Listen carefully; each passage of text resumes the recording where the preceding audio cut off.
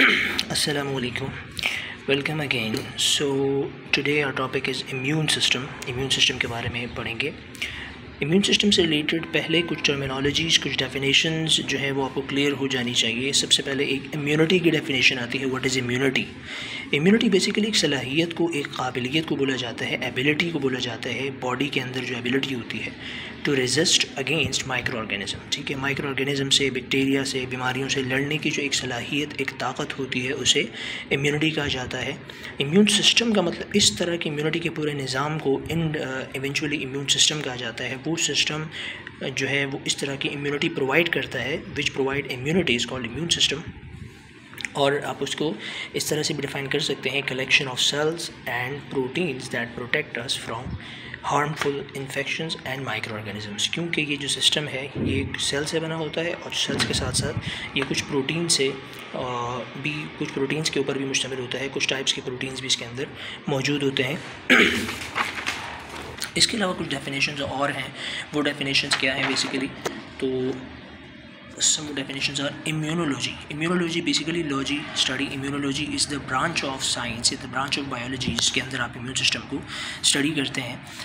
Hyper sensitivity का मतलब क्या होता है? हाइपर का मतलब होता है ओवरडोज या नॉर्मल से ज़्यादा. सेंसिटिविटी का मतलब होता है हसासियत. सेंसिटिविटी तो आप ऐसे समझ सकते हैं. अगर बॉडी का जो इम्यून सिस्टम है वो किसी हार्मलेस थिंग्स से भी, ऐसी कोई चीज़ जो कि बज़ाहिर इतनी बड़ी इन्फेक्शियस चीज़ या नुकसानदेह चीज़ नहीं है, लेकिन उसके अगेंस्ट भी इम्यून सिस्टम बहुत ही हाइपर रिएक्शन कर जाए, बहुत ही हाइपर हो जाए, तो बॉडी को उल्टा नुकसान होने लगता है. जिस तरह एलर्जी की example, allergy is a type of example of hyper sensitivity reaction. Allergy is a type of hyper sensitivity reaction. तो आप एलर्जी को एज एन एग्जांपल ले सकते हैं. ओवर एक्टिविटी और sensitivity, hyper sensitivity of immune system against harmless things. For example जैसे dust हो गया, पोलन ग्रेन्स हो गए. पोलन ग्रेन्स तो खैर वो इतने भी नुकसानदेह नहीं होते. इम्यून सिस्टम वैसे नॉर्मली जो है अपने बॉडी के सेल्स को पहचानता है because of some types of antigens जो सेल्स के ऊपर लगे होते हैं. और इसीलिए जो है ट्रांसप्लांटेशन के अंदर भी जो है आप कोई भी दूसरा ऑर्गन बिना मैचिंग के लगा दो तो वो रिजेक्ट हो जाता है. ब्लड ट्रांसफ्यूजन के लिए ब्लड ग्रुप का पॉजिटिव सेम होना भी ज़रूरी होता है. वो इसी वजह से होता है कि जो इम्यून सिस्टम है बॉडी के अपने सेल्स को, ओरिजिनल सेल्स को पहचानता है because of some specific type of antigens. इसीलिए इम्यून सिस्टम इस तरह का रिजेक्शन और फॉरेन बॉडीज़ को पहचान सकता है, क्योंकि फॉरेन बॉडीज़ के ऊपर जो एंटीजन होगा वो ज़ाहिर है बॉडी के ऊपर नहीं होगा. बॉडी का एंटीजन बाकी एंटीजन से अलग होगा. सो इस तरह इम्यून सिस्टम जो है वो फॉरेन मॉलिक्यूल्स को पहचान सकता है. ऑटो इम्यूनिटी का मतलब या ऑटो इम्यून का मतलब क्या होता है? ऑटो का मतलब खुद ब खुद होता है, इम्यूनिटी का मतलब डिफेंस सिस्टम होता है. बेसिकली क्या होता है, जब डिफेंस सिस्टम, ऑटो का मतलब खुद ब खुद अपनी ही बॉडी के अगेंस्ट हो जाए, immune system react against its own antigen, its own body, तब आप इस तरह के मसले मसाइल को क्या कहते हो? Auto immune. जिस तरह ऑटो इम्यून डिसऑर्डर्स होते हैं, जब आपका इम्यून सिस्टम आपके ख़िलाफ़ हो जाए तब आपको जो बीमारी होती है उसे ऑटो इम्यून डिसऑर्डर कहा जाता है. अच्छा जी, एंटीजन्स क्या होते हैं? एंटीजन्स बेसिकली एक स्पेसिफिक टाइप ऑफ सब्सटेंस है जो कि प्रोटीन भी हो सकता है, which have ability to activate the immune system. So अब यहाँ पे जो एंटीजन होता है वो एंटीजन दो तरह का होता है.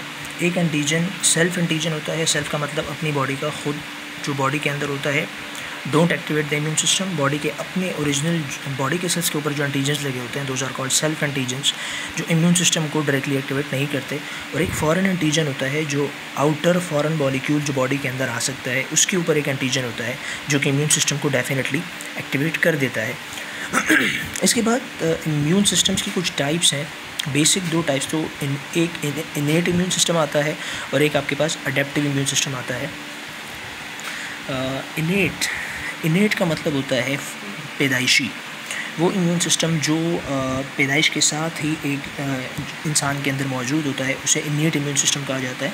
और ये इम्यून सिस्टम जो है ये एक ही तरह से काम करता है, चाहे इन्फेक्शन कोई भी हो, किसी भी तरह का हो.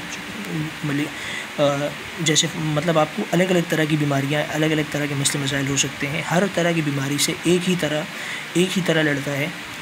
इसकी कोई अलग अलग टाइप्स नहीं होती. अडेप्टिव की अलग अलग टाइप्स होती हैं, अलग अलग लड़ता है हर बीमारी से. Therefore it is non specific, क्योंकि स्पेशल नहीं है ना. हर बीमारी के लिए अलग तरह से अलग स्कीम या अलग मेथड नहीं अपनाता, सिर्फ एक ही मेथड है. So it is non specific against every type of disease और it do not remember the pathogens. और जिस तरह हम सुनते आए हैं कि जो कुछ एक आध बीमारियाँ हैं जो आपको एक बार हो जाती हैं तो दोबारा ज़िंदगी में नहीं होती हैं, वो इसीलिए क्योंकि उनकी एंटीबॉडीज़ जो होती हैं वो उम्र भर बॉडी के अंदर होती हैं। सो इस चीज़ को बेसिकली मेडिकल टर्मिनोलॉजी में मेमोरी कहा जाता है कि उस फॉरेन मॉलिक्यूल्स को या उस वायरस या बैक्टीरिया को बॉडी का इम्यून सिस्टम उम्र भर याद रखता है। तो ये वाला याद रखने का जो प्रोसेस है ये खासियत इनेट इम्यून सिस्टम के पास नहीं है, वो किसी भी उसको पैथोजन को याद नहीं रख सकता।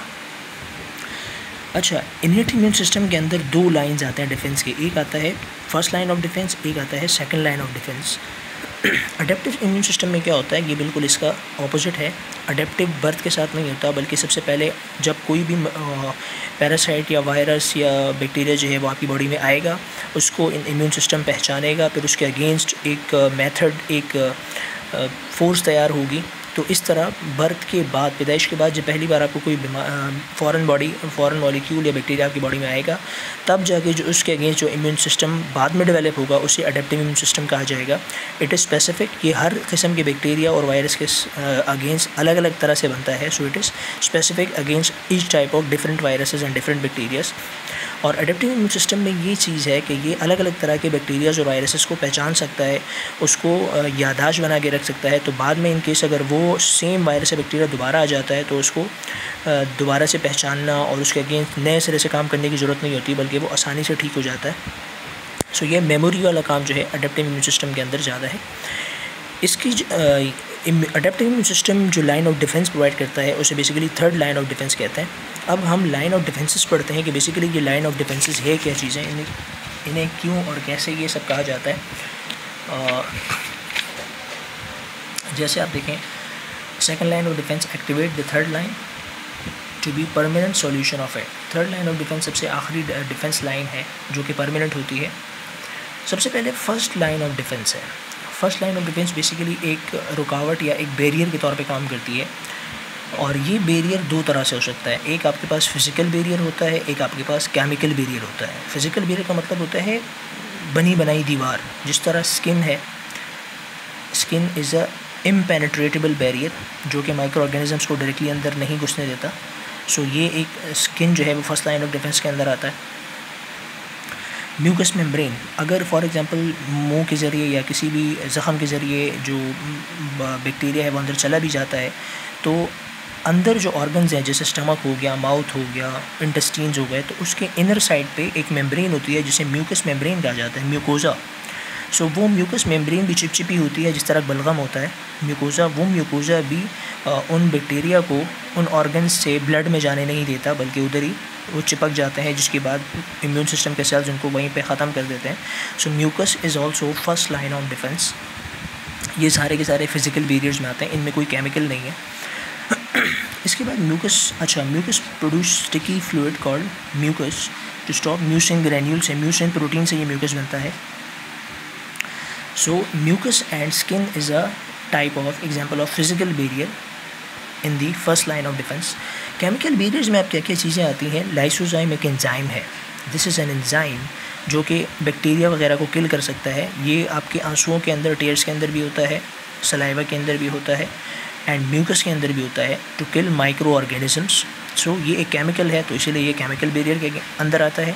गैस्ट्रिक जूस के अंदर, फॉर एग्जांपल माउथ की एपिडर्मिस से इनकाउंटर नहीं हुआ बैक्टीरिया, बल्कि माउथ की मदद से अंदर चला गया स्टमक तक, तो वहाँ पे गैस्ट्रिक जूस के अंदर HCl होता है। वो HCl भी फर्स्ट लाइन ऑफ डिफेंस के तौर पे काम करता है, केमिकल बैरियर के तौर पे, और एक बैरियर प्रोवाइड करता है। So this is all about first line of defence.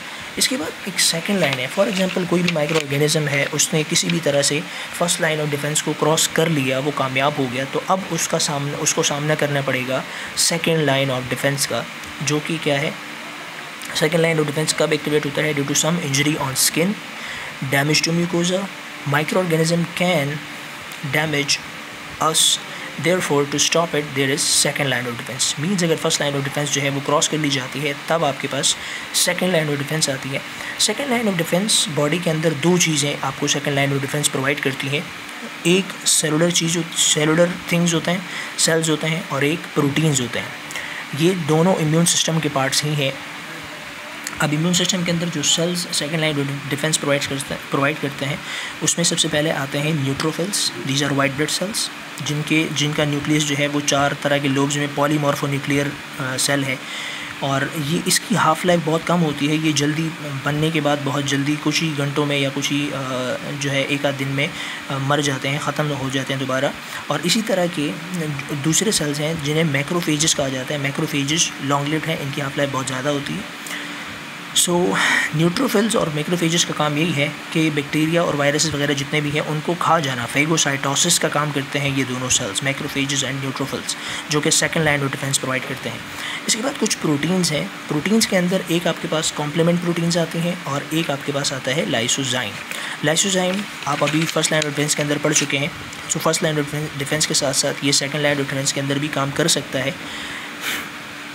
Complement proteins की तरफ आते हैं। कॉम्प्लीमेंट प्रोटीन क्या करते हैं? ये भी इम्यून सिस्टम का ही पार्ट है। इम्यून सिस्टम के सेल्स जो है ये प्रोटीन्स प्रोड्यूस करते हैं। ये बेसिकली बैक्टीरिया के सेल्स को तोड़ सकते हैं, उनको तोड़ने में काम आते हैं। और इसके अलावा ये जिस बॉडी के जिस रीजन में बनते हैं उस रीजन में ये एक ऐसा माहौल एक्टिवेट कर लेते हैं जिसकी वजह से वहाँ पे मैक्रोफेजेस खुद बहुत अट्रैक्ट होने लगते हैं। तो इसकी वजह से क्या होता है, मैक्रोफेजेस जितने ज़्यादा अट्रैक्ट होंगे उतनी जल्दी कॉम्प्लीमेंट प्रोटीन जहाँ पे मौजूद है वहाँ पे मौजूद बैक्टीरिया जो है मैक्रोफेजेस आके उनको खा जाएंगे। So complement proteins also facilitate phagocytosis. अब यहाँ पे जो बैक्टीरिया है, इन केस अगर बैक्टीरिया एंटर करता है बॉडी में तो वो किस तरह से क्या प्रोसीजर कैसे चलेगा। जब बॉडी जो है exposure due to some injury due to bacteria and viruses then they can affect the tissue. Bacteria और वायरसेस दोनों जो है वो टिश्यूज़ को अफेक्ट कर सकते हैं। बैक्टीरिया जो है वो टिश्यूज़ को बाहर से damage from outside the cell, tissue cell को बाहर से डैमेज कर सकता है। बेसिकली क्या होता है कि टिश्यूज़ के अंदर या तो न्यूट्रोफिल्स और मैक्रोफेजेस पहले से मौजूद होते हैं, और अगर मौजूद नहीं होते तो वो उन टिश्यूज़ के आसपास से जो ब्लड कैपिलरीज जा रही हैं उन ब्लड कैपिलरीज से न्यूट्रोफिल्स और मैक्रोफेजेस लीक होकर उन टिश्यूज़ में चले जाते हैं, अगर नहीं होते तब, और बैक्टीरिया को किसी न किसी तरह से वहाँ पे निशाना बनाते हैं बेसिकली। और जब ये ट्रांसपोर्ट होती है न्यूट्रोफिल्स और मैक्रोफेजेस की, तब सिंपली ये मैक्रोफेजेस और न्यूट्रोफिल्स क्या करते हैं, ये उन बैक्टीरिया को खा जाते हैं। किसकी वजह से? फेगोसाइटोसिस की मदद से। अब यहाँ पे एक स्किन से रिलेटेड एक चीज़ ये है, स्किन अगर बैक्टीरिया जो है वो उसने स्किन को निशाना बनाया हुआ है, स्किन को अफेक्ट किया हुआ है, तो स्किन जो है बेसिकली एक्सपोज होती है for long time. Exposed area है स्किन, बाहर सनलाइट से एक्सपोज रहता है। सो न्यूट्रोफिल जो है वो शॉर्ट लिव्ड सेल्स हैं, बहुत जल्दी ख़त्म हो जाते हैं। तो इसलिए स्किन के एक्सपोजर में, स्किन अगर बैक्टीरिया से एक्सपोज है तो स्किन के केस में ज़्यादातर जो है मैक्रोफेजेस वहाँ पे रिक्रूट होते हैं, वहाँ पे ट्रांसफ़र होते हैं फेगोसाइटोसिस के लिए। ये एक डिफरेंस है स्किन के अंदर। यहाँ पे एक पॉसिबिलिटी और आती है कि जो बैक्टीरिया है वो स्किप कर सकते हैं, टिश्यूज़ को स्किप करके वहाँ के ब्लड कैपिलरीज़ के थ्रू ब्लड में जा सकते हैं, और ब्लड में बैक्टीरिया का जाना बहुत ही जो है हार्मफुल है, नुकसानदेह है। तो इसीलिए मैक्रोफेजेस उनको ब्लड में जाने से रोकने के लिए कुछ केमिकल्स प्रोड्यूस करते हैं। इन केमिकल्स को WBCs, जो इम्यून सिस्टम के सेल्स हैं जैसे कि मैक्रोफेजेस हैं, स्पेशली मैक्रोफेजेस हैं, और भी बाकी सेल्स भी हैं ब्लड इम्यून सिस्टम के, वो कुछ स्पेशल केमिकल्स रिलीज़ करते हैं। उन केमिकल्स को साइटोकाइंस कहा जाता है। ठीक है, साइटोकाइंस में फिर मज़ीद और चीज़ें आती हैं, लेकिन हम जनरल इनकी जो फैमिली है उन्हें साइटोकाइंस कहा जाता है।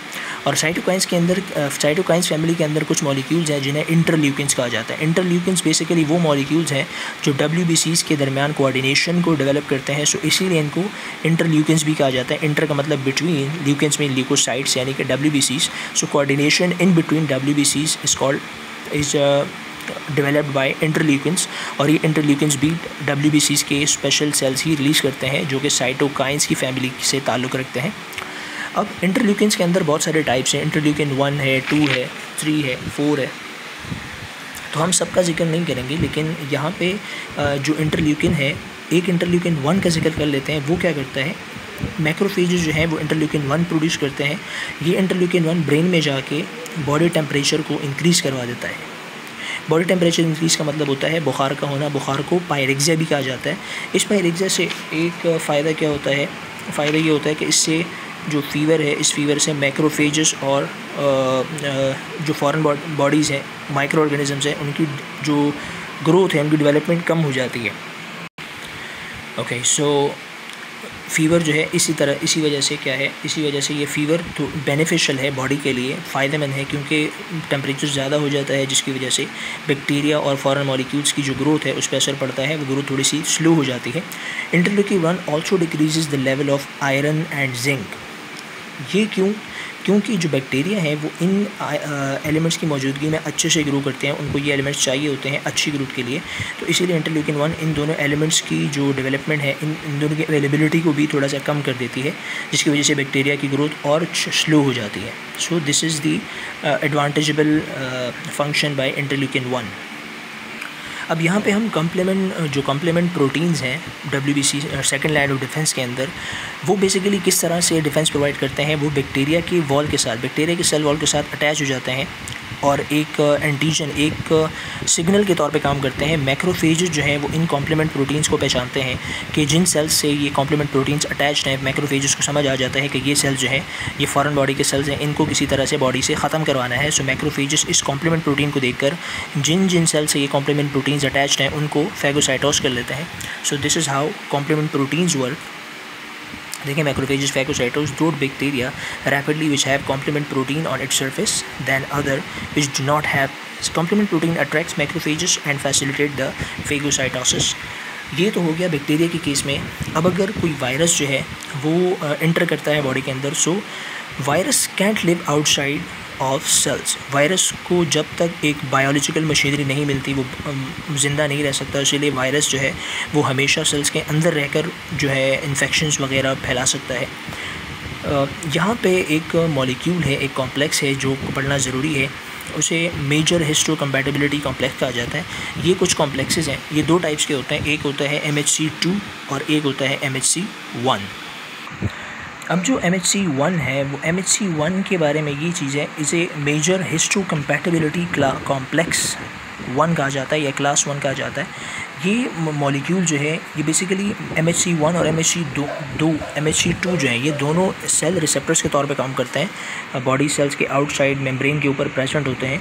तो जो MHC1 होता है वो आपकी बॉडी के हर एक न्यूक्लिएटेड सेल्स के बाहर मौजूद होते हैं, जिनकी वजह से इम्यून सिस्टम बॉडी के हर सेल को पहचान सकता है। MHC1 आपकी हेरिडिटी के मुताबिक स्पेसिफिक होता है, या तो आपके मदर से मिलता जुलता है, या आपके फादर से मिलता जुलता है, या आपके ख़ानदान में जो शजरा नसब चलता है, मतलब ख़ानदान से रिलेटेड होता है। MHC1 स्पेसिफिक इन नेचर होता है और बॉडी के हर सेल के ऊपर एक ही तरह का MHC1 कॉम्प्लेक्स लगा होता है, जिसकी वजह से इम्यून सिस्टम अपने हर बॉडी सेल्स को इस कॉम्प्लेक्स की मदद से पहचानता है कि it is a body cell. और MHC2 जो है मेजर हिस्टोकम्पैटिबिलिटी कॉम्प्लेक्स क्लास 2, वो बॉडी के हर एक सेल पे प्रेजेंट नहीं होता, बल्कि किन सेल्स पे प्रेजेंट होता है। ये एक आपके B सेल्स के ऊपर होता है। देखें, B सेल्स क्योंकि बॉडी का सेल है तो MHC1 तो उनके ऊपर होगा ही होगा, लेकिन इसके साथ साथ जो B सेल्स हैं उनके ऊपर MHC2 भी मौजूद होता है। अच्छा, आपकी बुक में ये चीज़ नहीं लिखी हुई है, रियलिटी के अंदर जो है MHC2 और MHC1 दोनों B सेल्स के ऊपर प्रेजेंट होते हैं इन रियलिटी, और मैक्रोफेजेस जो है उनके ऊपर भी MHC1 और MHC2 दोनों मॉलिक्यूल्स मौजूद होते हैं। अब यहाँ पे होता क्या है, बेसिकली जब वायरस किसी भी सेल को अटैक करता है ना, तो उस सेल के अंदर वो रेप्लिकेशन का प्रोसेस जारी रख रहा है, अपने आप को रेप्लिकेट कर रहा है, सब कुछ कर रहा है, लेकिन इसी दौरान वो सेल जो है, बॉडी का वो सेल जो है जहाँ पे वायरस मौजूद है, वो सेल उस वायरस के किसी न किसी एक प्रोटीन को वहाँ से लेता है, सेल के अंदर से लेता है, और सेल के बाहर ये जो प्रोटीन है जो MHC1 है, फॉर एग्ज़ाम्पल ये वो सेल है जिसके अंदर वायरस जिसके अंदर वायरस चला गया है, जिसको वायरस ने अटैक कर लिया है, तो इस सेल के अंदर अब वायरस रेप्लिकेट कर रहा होगा, लेकिन ये सेल वायरस के अंदर जब रेप्लिकेशन चल रही होगी वायरस की, तो यहाँ से कोई ना कोई वायरल उस प्रोटीन को जो वायरस का पार्ट है उसको बाहर ले जाकर इस MHC1 पे चिपका देगा। MHC1 कॉम्प्लेक्स है, उसके बाहर जो है वायरल प्रोटीन का छोटा सा पार्ट लग जाएगा। इससे क्या होगा, इससे बाकी जो सेल्स हैं, इसके साथ साथ ये जो सेल है, ये सेल साथ ही साथ इसकी अटैचमेंट के साथ साथ कुछ इंटरल्यूकिन्स भी प्रोड्यूस करता है, जिन इंटरल्यूकिन्स को इंटरफेरॉन्स कहा जाता है। ठीक है, सो ये इंटरफेरॉन्स क्या करते हैं, ये बेसिकली बॉडी के दूसरे इम्यून सेल्स को अवेयर करते हैं, उनको जगाते हैं कि भाई इस रीजन में वायरस का अटैक हो गया है। So this is a stimulus, interferon is like a stimulus for rest of the cells of immune system. और जो ये अटैचमेंट है इंटरफेरॉन्स की मदद से कुछ सेल्स यहाँ पे आ जाते हैं, ट्रांसफ़र हो जाते हैं। उन सेल्स में specially second line of defence provide करने वाले सेल नेचुरल किलर सेल्स होते हैं, नेचुरल, जिन्हें इनके सेल्स कहा जाता है।